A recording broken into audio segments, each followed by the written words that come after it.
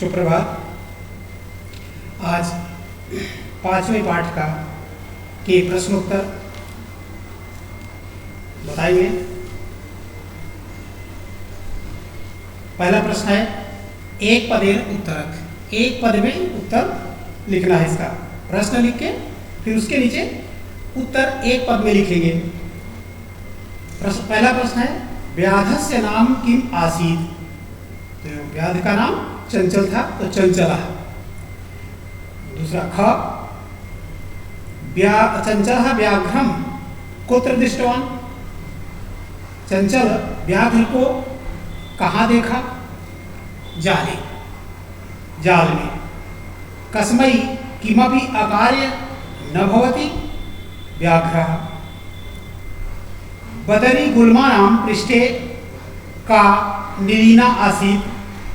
बदरी गुल्मा बेर के झाड़ के पीछे पृष्ठे का निलीना। का के का स्त्रीलिंग है। का निलीना कौन छिपी थी? तो लोमसिका। इसका उत्तर है लोमसिका, लोमड़ी छिपी थी। सर्वः सर्वः किम समीहते। सर्वः किम समीहते।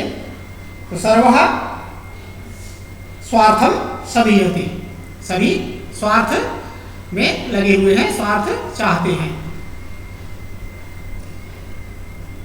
निसहायो व्याधः किम अयाचत। निसहाय व्याध क्या मांगता है? प्राण भिक्षामिव। प्राणों की भिक्षा मांगता है। प्रश्न नंबर 2, पूर्ण वाक्य में उत्तर देना है। तो चंचलेन वने किम कृतम। चंचल के द्वारा वन में क्या किया गया? तो चंचलेन वने जालम विस्तीर्य गृहम आगतवान। यानी वन में वह जाल को फैलाया और वन से घर वापस आ गया।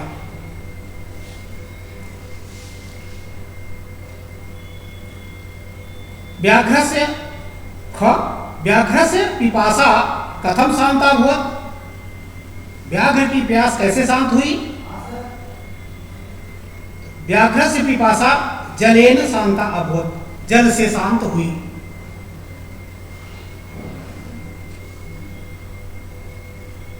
ग जलम पीत्वा व्याघ्रः किम ओदत्। जल पीकर व्याघ्र ने क्या कहा? जलम पीत्वा व्याघ्रः अवदत् समय समय में पिपासा सांप्रतम भुभुक्षितोस्मि। यहाँ किताब में भी, किताब से ही है ये। तो सांप्रतम भुभुक्षितोस्मि, इस समय मैं भूखा हूँ। समय में पिपासा, यहाँ पर है ये। समय में पिपासा सांप्रतम भुभुक्षोस्मि। यहाँ समय में पिपासा।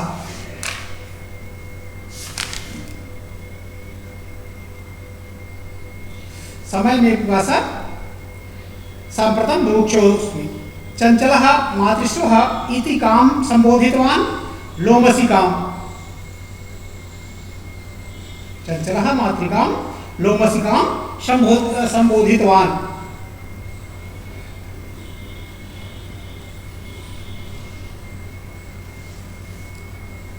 यहाँ लोमसिकां हो जाएगा। यहाँ पर काम लोमसिकां इति लोमसिकां संबोधितवान्। जाले पुनः बद्धं व्याघ्रं दृष्ट्वा व्याधः किम अकरोत्। जाले पुनः बद्धं व्याघ्रः दृष्ट्वा व्याधः गृहं प्रत्यावर्तत। गृहं प्रत्यावर्तत, ये घर वापस आया। अधोलिखित वाक्यानि, ये प्रश्न नंबर 3 है। अधोलिखित वाक्यानि कह का कम काम प्रति कथयति। इदानीम अहम, यहाँ पर का माने कौन, का माने स्त्रीलिंग में है। और यहाँ कम किसके प्रति, किस, और ये काम। तो इदानीम अहम त्वाम खादिष्यामि। यहाँ उदाहरण दिया हुआ है। व्याघ्रः व्याधम, यहाँ पर व्याघ्र कह व्याघ्रः और यहाँ व्याधम। व्याघ्र ने व्याध को कहा। अगला है कल्याणम भवतु ते, तुम्हारा कल्याण हो। यह किसने कहा? व्याघ्रः व्याधम। जनाः मयि स्नानं कुर्वन्ति, लोग मुझे में स्नान करते हैं। तो नदी ने कहा नदी चंचलम। अगला है अहम तो कृते त्वत्कृते धर्मम आचरितवान त्वया मिथ्या भणितम, मैंने तुम्हारे लिए धर्म का आचरण किया, त्वया मिथ्या भणितम, तुम्हारे द्वारा झूठा कहा गया, झूठ कहा गया। यह चंचलः व्याघ्र, व्याघ्र को कहता है। यत्र कुत्रापि छेदनम कुर्वन्ति, जहाँ कहीं भी काटने छेदनम कुर्वन्ति, काटने का काम करते हैं, तो ये किसने कहा? वृक्ष ने कहा। तो वृक्षः चंचलम, चंचल को कहा। संप्रति पुनः पुनः कूर्दनम कृत्वा दर्शय, इस समय बार बार कूद करके दिखाओ। यह लोमशिका ने कहा, व्याघ्र को कहा। अगला है प्रश्न नंबर 4, रेखांकित पदम आधृत प्रश्न निर्माणम कुरु। व्याधा व्याघ्रम जालात बहिः निसार्य, निर्सार्य लिखा है, यहाँ र का विसर्ग हो गया, निसार्य। तो व्याधा व्याघ्रम जालात कस्मात, पंचमी जाल से, तो किससे? प्रश्नवाचक यहाँ पर लगा देंगे आगे।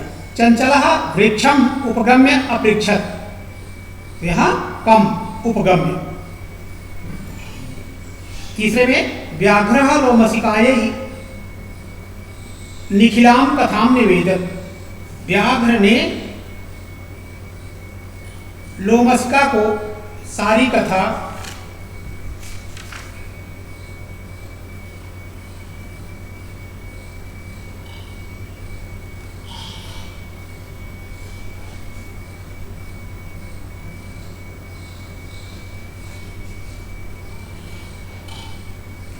व्याध ने लोमड़ी को सारी कथा सुनाई। तो यहां पर हो गया, किसको सुनाई? काम। मानवाः वृक्षाणां छायां विरमन्ति, मानवाः वृक्षाणां छायां विरमन्ति, तो यहां पर केसाम हो जाएगा, बहुवचन है षष्ठी, केसाम, कस्य कयोः केसाम। व्याघ्रः नद्याः जलेन व्याधस्य पिपासा समयत, तो यहाँ पर कस्या होगा और आगे प्रश्नवाचक लगा देंगे। फिर आगे है प्रश्न नंबर 5, मंजूषा पदानि चित्वा कथाम पूरयत, मंजूषा से पदों को चुनकर कहानी को पूरा करो। एकस्मिन् वने एकः वृद्धः व्याघ्रः आसीत्, एक वृद्धः व्याघ्रः आसीत्, स एकदा व्याधेन विस्तारिते जाले बद्धः अभवत्, स बहुप्रयासं कृतवान्। वह एकस्मिन् वने एकः वृद्धः व्याघ्रः आसीत्, एक बूढ़ा व्याघ्र था, बाघ था। स वह एकदा एक बार व्याधेन विस्तारिते, व्याधि के द्वारा फैलाए गए जाल में, जाल में सप्तमी एक वचन, जाले बद्धः अभवत्, जाल में बंध गया। स बहुप्रयासं कृतवान, उसने बहुत प्रयास किया, किंतु जालात मुक्तः न अभवत्, किंतु वह जाल से मुक्त नहीं हुआ। अकस्मात् तत्र एकः मूषकः समागच्छत्, वहाँ अकस्मात् सहसा तत्र एकः मूषकः, एक चूहा वहाँ आया। बद्धं व्याघ्रं दृष्ट्वा, बधे हुए व्याघ्र को देखकर, सह तम अवदत्, उससे वह बोला, अहो भवान जाले बद्ध, आप जाल में बंधे हैं। अहम त्वाम मोचयितुम इच्छामि, मैं आपको छुड़ाना चाहता हूँ। तत्श्रुत्वा, यह सुनकर व्याघ्रः साट्टहासम् अवदत्, अरे तुम क्षुद्र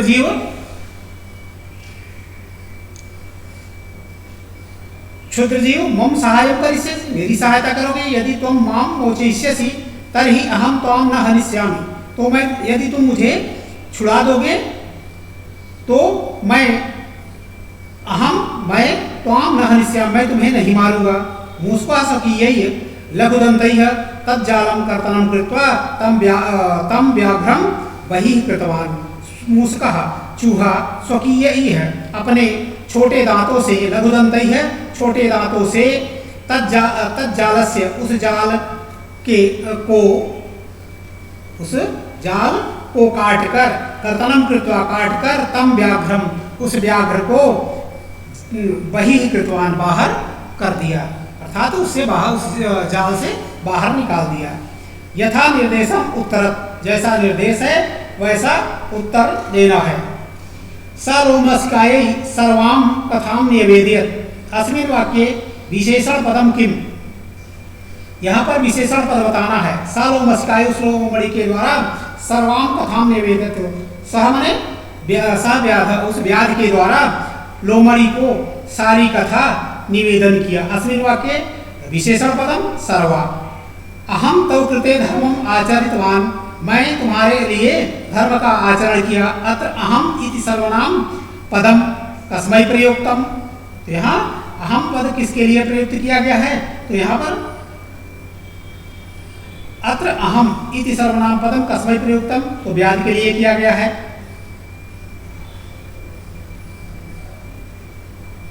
सर्वः स्वार्थम समीहते, सभी स्वार्थ में लगे हुए हैं, सभी स्वार्थ चाहते हैं। अस्मिन् वाक्ये कर्तृपदम, तो सर्वः।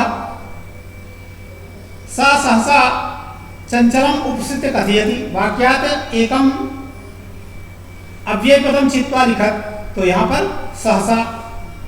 का वार्ता माम अभिविज्ञापय। अस्मिन् वाक्ये क्रियापदम किम, क्रियापद क्या है?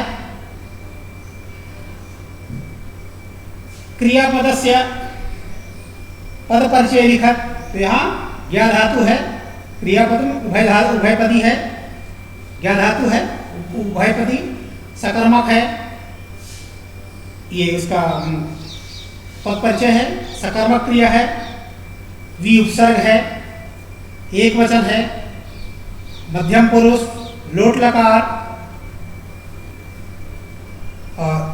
और ये क्रिया का रूप है लोट लकार में, और ये क्रियापद है। इस तरह से, और आगे उदाहरण प्रश्न नंबर 7 का उदाहरणानुसृत रिक्त स्थानानि पूरयत्। मातृ, ये एक वचन, द्विवचन और बहुवचन, यहाँ माता का रूप लिखना है। यहाँ स्वस्त्री है, तो ये तुम्हारे रूप पीछे भी आया है पुस्तक में, तो इसको देखकर वहां से अपने आप इसको करने का प्रयास करो। पीछे तुम्हारे बुक में यह शब्द रूप दिया हुआ है दोनों, तो इस तरह से इसको करोगे। और यहाँ पर है धातु प्रत्ययम च लिखत, ये धातु, यहाँ पर ये पद दिए हुए हैं, इनमें धातु बताना है और प्रत्यय को अलग अलग करके बताना है। तो गंतुम है, उदाहरण दिया हुआ है, गंतुम गम धातु है और तुमुन प्रत्यय है। इसी तरह से आगे है दृश्य धातु है, द्रष्टुम, द्रष्टुम है, तो यहाँ पर दृश्य धातु है और तुमुन प्रत्यय है। करणीयम क्रि धातु है, अनियर प्रत्यय है, पातुम है, पा धातु है, तुमुन प्रत्यय है, खाद धातु है और तुमुन प्रत्यय है, क्रि धातु है, कत्वा प्रत्यय है, तो कृत्वा करके, कृत्वा क्रि धातु है, कत्वा, कत्वा प्रत्यय, कत्वा और ल्यप दोनों एक ही उसके लिए करके अर्थ में प्रयोग किए जाते हैं। लेकिन जहां पर धातु से पहले उपसर्ग लगा हुआ होता है वहां पर तो लेप प्रत्यय होता है, और जहां धातु में केवल प्रत्यय जुड़ा होता है, उपसर्ग नहीं होता है, वहां पर कृत्वा प्रत्यय प्रयोग किया जाता है। दोनों करके अर्थ में प्रयोग किए जाते हैं। तो उत्तर पुस्तिका में करना है प्रश्न नंबर 1, प्रश्न नंबर 2 और प्रश्न नंबर 4, ये उत्तर पुस्तिका में करने हैं। बाकी पुस्तक में करने हैं सारे। तो आज यहीं तक, बाकी आगे कल।